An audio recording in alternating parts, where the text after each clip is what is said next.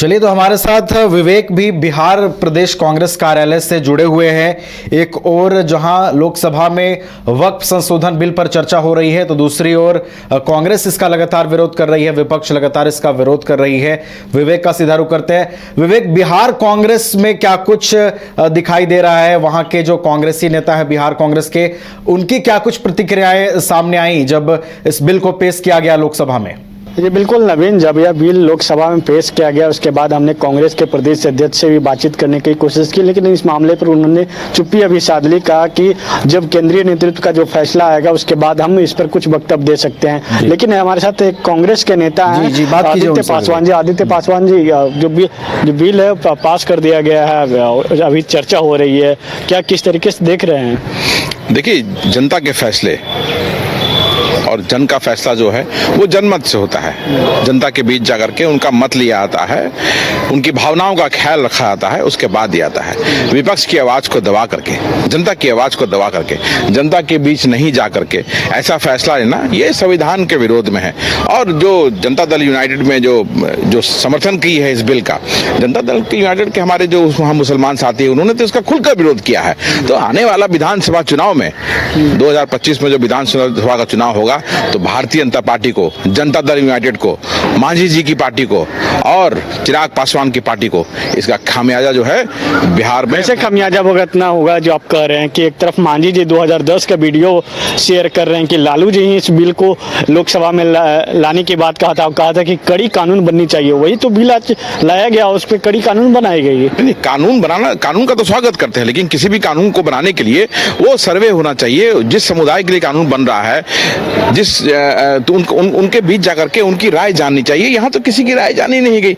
और आप मांझी जी की बात कर रहे हैं, मांझी जी की बातों का महत्व क्या है? जो कभी इस पार्टी के साथ, कभी उस पार्टी के साथ, अपनी सत्ता को बचाने के लिए आज कुछ बोलते हैं, कल कुछ बोलते हैं। जिन्होंने मुख्यमंत्री इनको बनाया, उन्हीं के पीठ में छुरा घोंप दिया इन्होंने। तो इनकी बातों का कोई महत्व नहीं है, इसलिए इनकी चर्चा करना भी बेकार है। पटना से सांसद है रविशंकर प्रसाद पटना साहिब से, उन्होंने कहा कि हमारे क्षेत्र के गर्दनी बाग में एक तालाब है, जो वक्फ की जमीन पे तालाब है, लेकिन वहाँ पे जब छठ के समय में जो लोग जाते हैं तो उन पर रोक लगा देते हैं, कहते हैं कि यहाँ पे कब्रिस्तान है, यहाँ पे अब छठ नहीं कर सकते हैं। ये सब दिग्भ्रमित करने वाली बातें हैं। जब छठ का त्यौहार आता है तो क्या हिंदू क्या मुसलमान सब मिलकर त्यौहार मनाते हैं, और ये ऐसा कभी हुआ भी नहीं है पटना में। और पटना के ये सांसद जिन्होंने पटना को बदहाल किया, ये क्या बोलेंगे? इसलिए इन लोगों की बातों को मैंने कहा ना आपको कि ये गणेश परिक्रमा करने वाले लोग हैं। इतने दिन से पटना के सांसद हैं और इन्होंने पटना को बदहाल कर दिया है, तो इनकी बातों का महत्व नहीं होना चाहिए। मैं फिर कहता हूँ कि कोई भी बिल आता है तो जनता के लिए आता है, तो उसके लिए जनमत होनी चाहिए। जनता के बीच जाकर के जनता की सलाह लेनी चाहिए, विपक्ष को कॉन्फिडेंस में लेना चाहिए। लेकिन यहाँ एक तरफा फैसला जो है थोपा गया है, और इसका खामियाजा आने वाले चुनाव में भारतीय जनता पार्टी को बहुत गंभीर रूप से देखना पड़ेगा। अच्छा, बिहार में माइनॉरिटी की भी संख्या अधिक है, 18% लगभग है।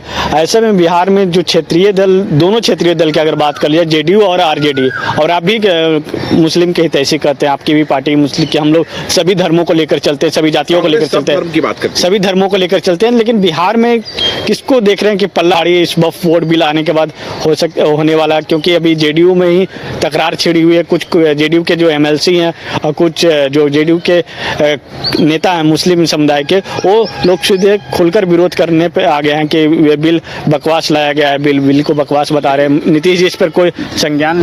पलरा भारी या कमजोर का बात ही नहीं है। जो गलत है वो गलत रहेगा, जो सही है वो सही रहेगा।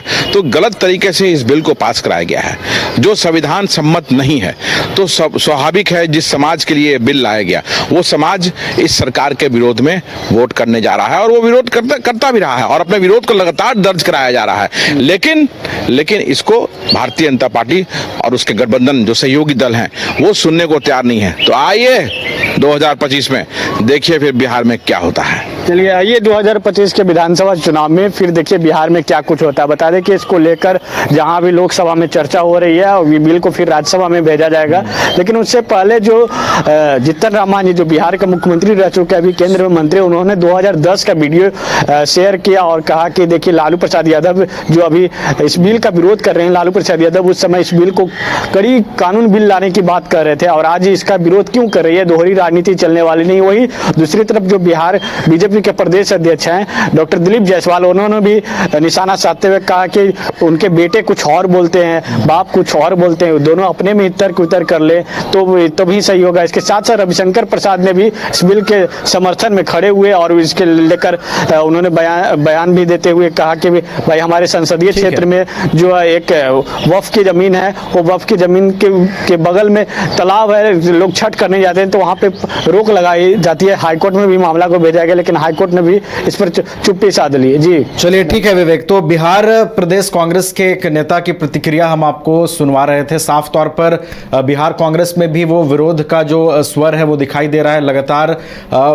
रिजेक्ट वक्फ बिल, ये जो एक स्लोगन विपक्ष की ओर से लिखा गया है, उसके जरिए लगातार इस बिल का विरोध हो रहा है और इस बिल पर फिलहाल लोकसभा में चर्चा हो रही है। देखना है क्या ये बिल लोकसभा से पास होती है और राज्यसभा पहुंचती है। गोल जहां 27 वर्षों के सफर में 17,000 से भी अधिक छात्रों ने डॉक्टर एवं इंजीनियर बनकर भरे सफलता की ऊंची उड़ान, जहां साधारण छात्र भी असाधारण सफलता प्राप्त कर बना रहे इतिहास।